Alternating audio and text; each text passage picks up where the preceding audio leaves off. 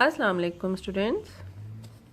आज हम लोग सीखेंगे एंगल्स के बारे में कि एंगल हम कैसे ड्रॉ करते हैं, एंगल की क्या टाइप्स होती हैं, इन सब चीज़ों के बारे में हम लोग पढ़ेंगे।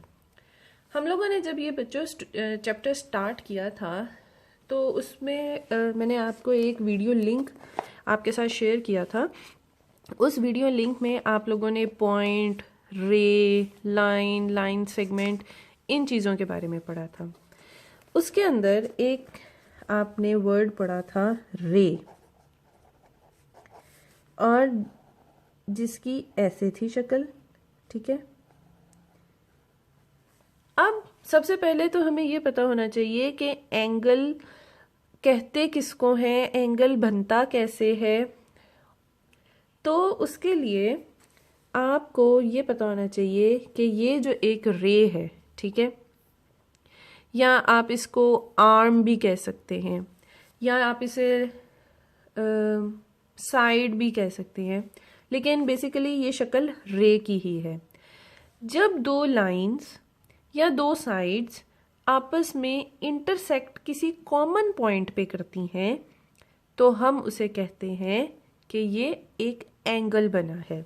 ठीक, अब ये देखें, ये एक लाइन है, ये एक दूसरी लाइन है, ठीक है, या ये एक रे है, ये एक दूसरी रे है।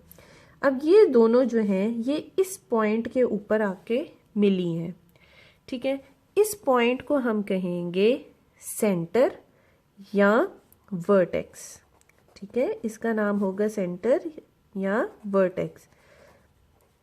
ज्योमेट्री में हम इसको कॉमनली वर्टेक्स कहते हैं। ठीक है, अब ये जो है ये इसका आर्म आप कह लें, या आप इसकी एक साइड कह लें, और ये इसका दूसरा आर्म या दूसरी साइड कह लें।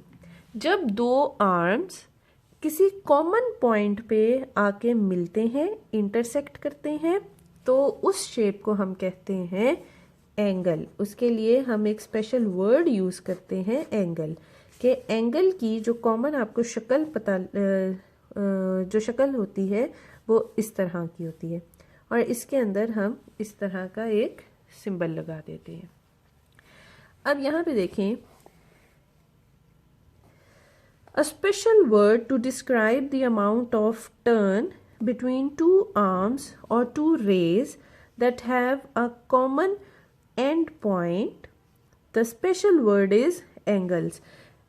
अब वो कह रहे हैं कि इन दोनों आर्म्स या दोनों साइड की जो मूवमेंट है ये कभी कम हो रहे हैं, कभी ज़्यादा हो रहे हैं, तो जो भी शक्ल आपके पास आती है बन के उनकी मूवमेंट से, उसको हम एक स्पेशल वर्ड उसके लिए यूज़ करते हैं और उसे हम कहते हैं एंगल।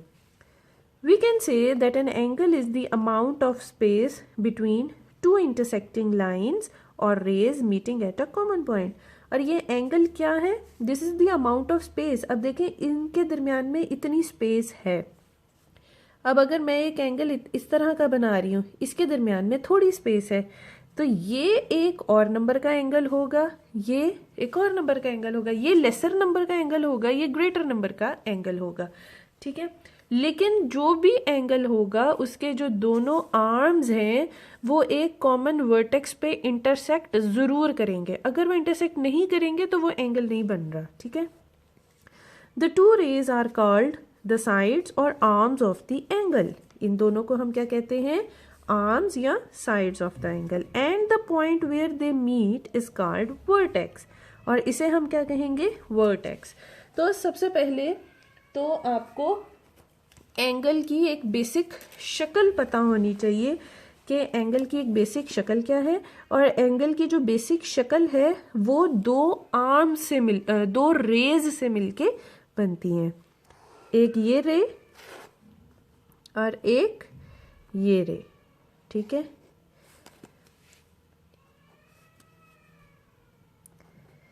ये इसका आर्म हो गया और ये भी इसका आर्म हो गया।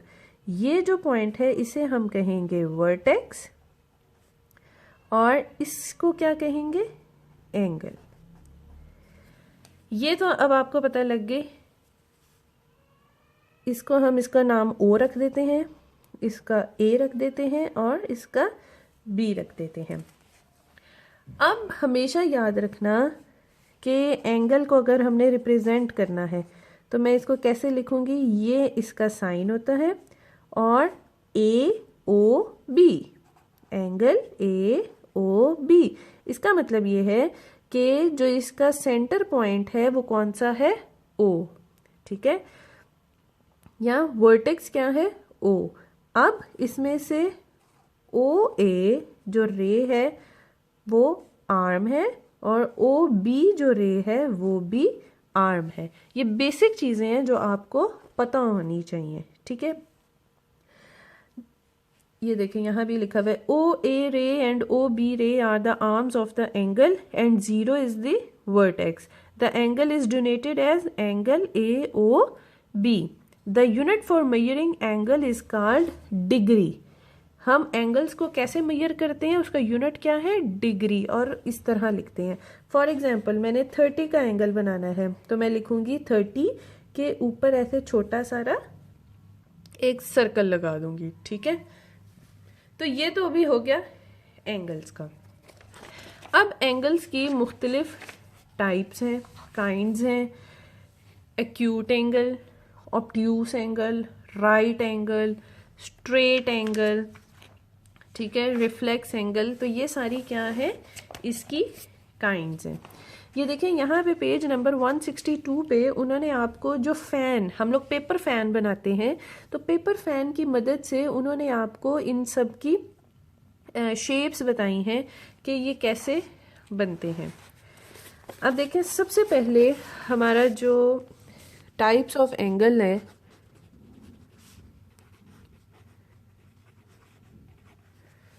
उसमें हम लोग 5 टाइप्स ऑफ एंगल्स पढ़ेंगे। जो सबसे पहली टाइप है वो है राइट एंगल।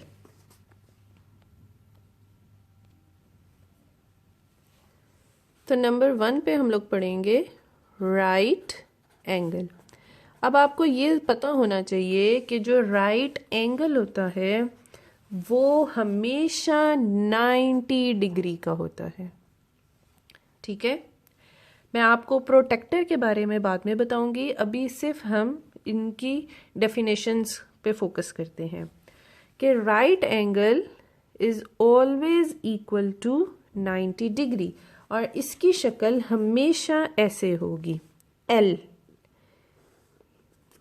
हमेशा एल होगी।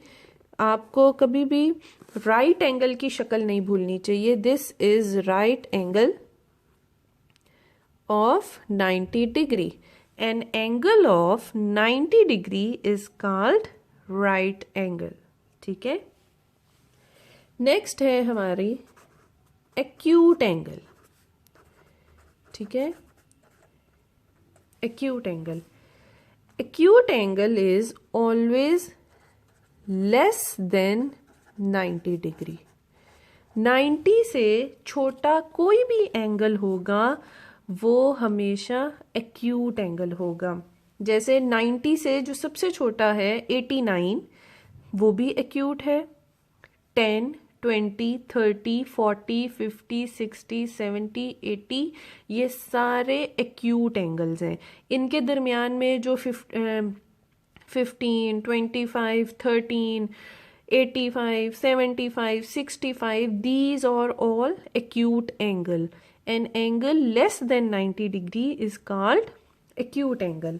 और इसकी शक्ल हमेशा कॉन्ट्रैक्ट होगी, ठीक है, इनवर्ड्स मूव करेगा। ये देखें, ये ऐसे थी ना, मैं आपको इधर बताती हूँ, इसकी शक्ल स्लाइटली इनवर्ड्स मूव करेगी। ये देखें ऐसे, ये 90 डिग्री से हट गया थोड़ा सारा, या इसको हम कहेंगे थोड़ा सा और इसको बेंड कर देते हैं। ये देखें, ये इससे थोड़ा सा ज़्यादा बेंड है। तो ये सारी शेप्स जो कॉन्ट्रैक्ट हो रही होती हैं, सिकुड़ रही होती हैं शेप्स, उन्हें हम कहते हैं एक्यूट एंगल। आपको शक्ल की पहचान होनी चाहिए। अब आपको नहीं पता कि ये कितने डिग्रीज का एंगल है, लेकिन आपको ये पता है कि ये अगर यहाँ पे 90 डिग्री था, ये देखें ये एग्जैक्ट 90 डिग्री है, तो ये उसके अंदर मूव कर रही है शेप सब। तो ये सारी की सारी जो भी शक्ल कॉन्ट्रैक्ट हो रही है 90 से अंदर की तरफ इनसाइड, तो वो सारी क्या होंगी, वो सारे लेस देन 90 होंगे और वो सारे के सारे एक्यूट एंगल होंगे। ठीक है, नेक्स्ट है ऑब्ट्यूज एंगल। ऑब्ट्यूज एंगल क्या होता है, greater than 90 degree and less than 180 degree,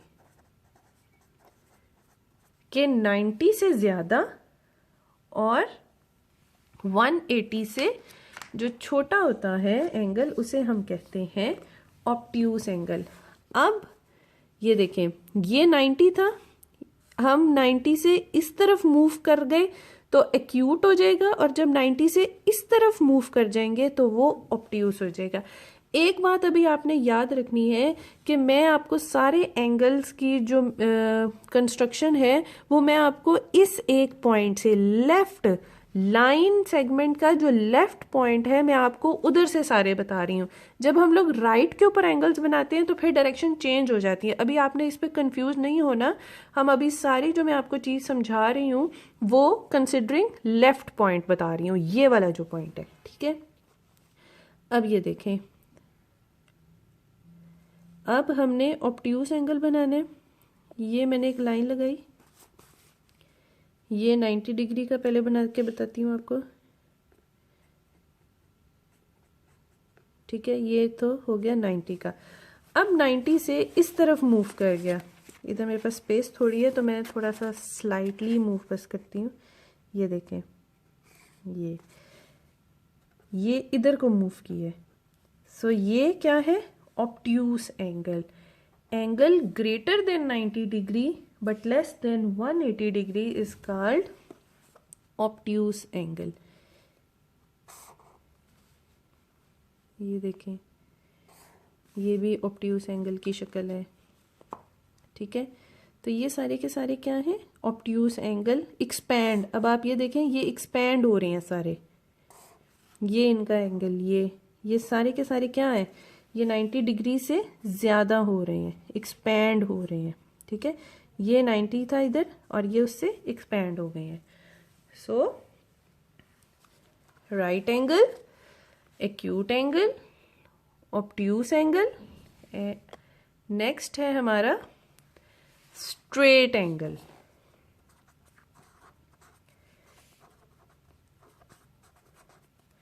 straight angle बहुत ही सिंपल है, an angle of 180 degree is called straight angle। सीधी लाइन, बिल्कुल, this is straight angle।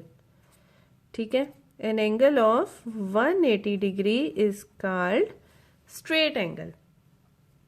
तो ये आपको confusion नहीं होनी चाहिए इन एंगल्स के बारे में। टाइप्स ऑफ एंगल्स में हमने 4 काइंड्स पढ़ ली हैं। Right angle, angle of 90 degree is called right angle। acute angle, an angle less than 90 degree is called acute angle।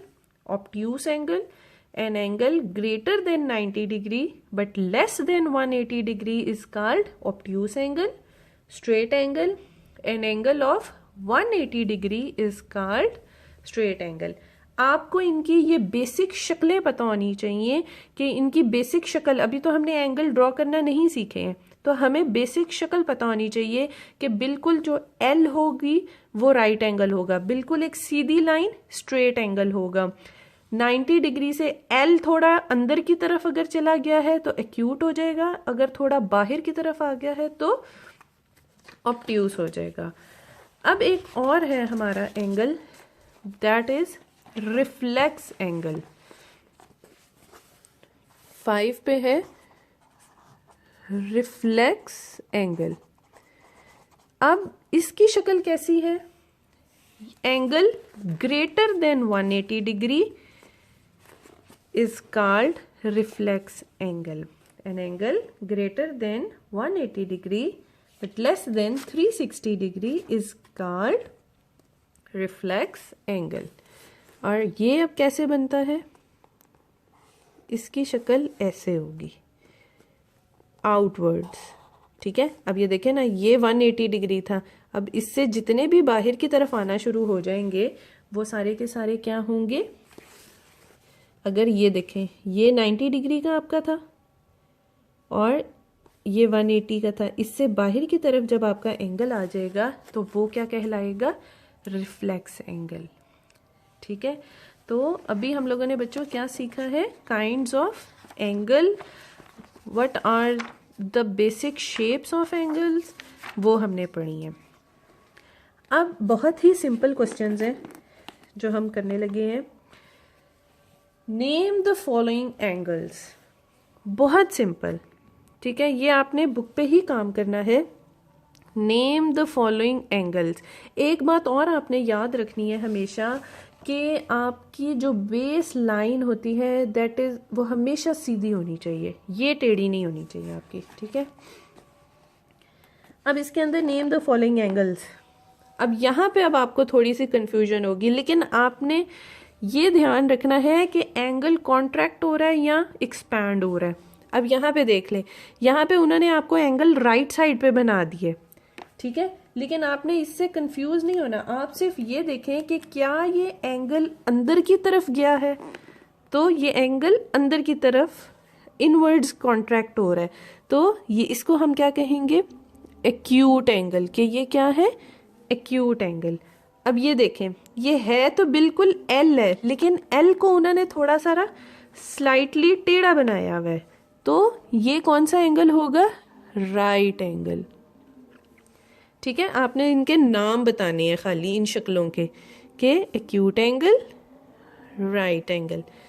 अब ये देखें, ये भी एल है, लेकिन ये एल उल्टा उन्होंने आपको बना के दिया, आपने इसीलिए इन सिर्फ आप तस्वीर को देखें कि वो किस तरह की है। So this is also right angle, इनके आपने नाम बताने। ये तो आपको पता चल रहा है कि ये कौन सा है, स्ट्रेट एंगल।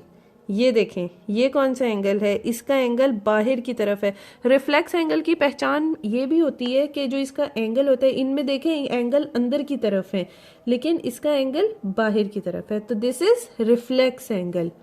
अब ये देखें, ये अपने सेंटर पॉइंट से जो 90 डिग्री का सेंटर पॉइंट आ रहा है, इससे बाहर की तरफ एक्सपैंड हो रहा है, so this is obtuse angle. ये भी कॉन्ट्रैक्ट हो रहा है, तो दिस इज एक्यूट एंगल। इसका सर्कल बाहर की तरफ है और ये आउटवर्ड्स गया हुआ है, तो इसे हम क्या कहेंगे, रिफ्लेक्स एंगल, ठीक है। Name the arms of these angles, तो हमें पता है कि आर्म्स हम किन्हें कहते हैं, ये जो दो लाइंस होती हैं ये इसके आर्म्स हैं, हर एंगल के ये और ये आर्म्स हैं, तो क्या इनका नाम होगा, A B and B C, ये इनके आर्म्स हैं। इसी तरह W X and X Y, ये इसके आर्म्स हैं, ठीक है। Name the vertex of these angles, क्या है वर्टेक्स, जो सेंटर वाला पॉइंट होता है, L, L is the vertex, ठीक है। बस आपने ये बताना है और तो कुछ भी नहीं इसमें करना। टी इज द वर्टेक्स, आप इसके आगे लिख देंगे। Draw the following angles and label them, अब इन एंगल्स को ड्रॉ करना है और उनका नाम लेबल करना है। अब इसमें उन्होंने आपको angle E F G, angle S T U, बहुत सिंपल है, इसमें आपने कुछ भी नहीं करना, एक सिंपल एंगल ड्रॉ करना है। और वो एंगल आपने कैसे ड्रॉ करना है, मैं आपको इधर बताती हूँ। ये देखें, क्या उन्होंने आपको कहा है, मैं आपको क्वेश्चन नंबर 7 इधर बताने लगी हूँ, ए पार्ट। इसमें उन्होंने कहा है कि एक एंगल बनाए, क्या कोई मेजरमेंट नहीं, आपने एक जर्नल एंगल ड्रॉ करना है, ठीक है। हमने ये एक आर्म बनाया और एक ये आर्म इसका बनाया, ठीक है, और उसका हमने क्या नाम रखना है, ई एफ जी, वर्टेक्स उन्होंने कहा है कि एफ, यानी कि इधर एफ आना चाहिए, ई एफ जी, और ये आपके पास एंगल है। बस इस तरह आपने इसको ड्रॉ करना है। तो इसी तरह पार्ट बी, सी और डी आप सिर्फ ये एंगल ड्रॉ करें और इनके नाम लिखें। क्वेश्चन नंबर 8, ये बहुत इंटरेस्टिंग है अब, लेकिन है ये भी बहुत आसान। अब उन्होंने आपको कहा है कि एंगल पी क्यू आर बनाएं, लेकिन कौन सा? एक्यूट एंगल, ठीक है। तो वो इस तरह का हो जाएगा, ये आपने एक्यूट एंगल बना दिया। इसका हमने क्या नाम रख दिया? पी क्यू आर, ठीक है। बी पार्ट में क्या है? रिफ्लेक्स एंगल आपने ड्रॉ करना है। तो रिफ्लेक्स एंगल हम कैसे ड्रॉ करेंगे? हम ऐसे ड्रॉ कर लेते हैं, ऐसे करके, इस तरह। आपने सिर्फ उसकी शेप बतानी है, ठीक है। अब ए बी सी, ये रिफ्लेक्स एंगल है, ये इसके आर्म्स है, ठीक है। तो इसी तरह अब obtuse angle, right angle, reflex angle, ये आपने सिर्फ इस तरह इनकी शेप्स ड्रॉ करनी है, ठीक है। पार्ट सी, चलो मैं आपको ऑब्ट्यूस भी बता देती हूँ कैसे हम ड्रॉ करेंगे। एक हमने स्ट्रेट लाइन लगाई और ये बस आपने उनकी जनरल शेप्स बस बतानी है, उसमें हमने कोई उसका मेजरमेंट नहीं लेनी। D E F, this is obtuse angle. C D क्या है? राइट एंगल आपने ड्रॉ करना है, सो दिस, और एक इस तरह एल, बस, ठीक है। क्या है? डब्ल्यू एक्स वाई, ठीक है। सो आप लोगों ने सिर्फ इनको एक इनकी जर्नल शेप्स ड्रॉ करनी है। क्वेश्चन नंबर 9 है, टिक द राइट एंगल्स। इसके अंदर से जो राइट एंगल है उसको टिक कर लें। क्या ये राइट एंगल है? नहीं, क्योंकि ये तो देखें लाइन ही बिल्कुल टेढ़ी है।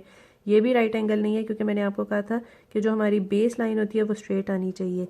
This is right angle, exact. सिर्फ उन्होंने आपको टिल्ट दी हुई है तस्वीर, लेकिन ये ठीक है बिल्कुल।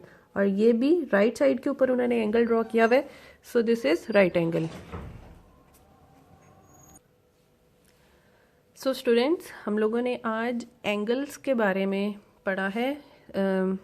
तो आपने इन एंगल्स को अच्छी तरह समझना है और फिर इन एंगल्स को अपनी नोट कॉपी पे भी ड्रॉ करना है, बहुत ही नीटली पेंसिल एंड स्केल के साथ। Thank you.